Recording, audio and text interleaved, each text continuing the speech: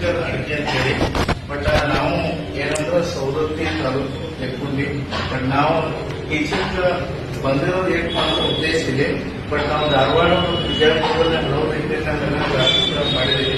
But ನಾವು 12 ವರ್ಷ experience ಐತೆ. ಆಮೇಲೆ ಬೆಳಗಾವ್ ಟಾರ್ಗೆಟ್ ಕೇಳಿದ್ರು. ಸೊ ಬೆಳಗಾವ್ ಟಾರ್ಗೆಟ್ ನಮ್ದು SSC ಮತ್ತು ಆರೋಗ್ಯ ಆನ್ಲೈನ್ ಕೋಚಿಂಗ್ ನಾವೇ ಮಾಡಿದ್ದು.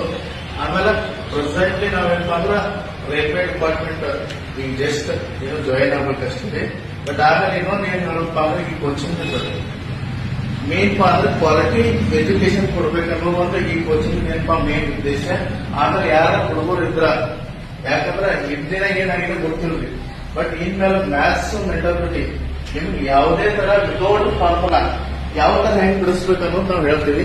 ಅಟ್ಲೀಸ್ಟ್ ಒಂದು ಕ್ಲಾಸ್ ಕೊಡ್ರಿ. ಸೊ ಇಷ್ಟು ನಾವು ಇದಕ್ಕೆ ನಾವೇನಪ್ಪ ಅಂದ್ರೆ 100% ಕ್ವಾಲಿಟಿ ಕೊಡ್ಬೋದು.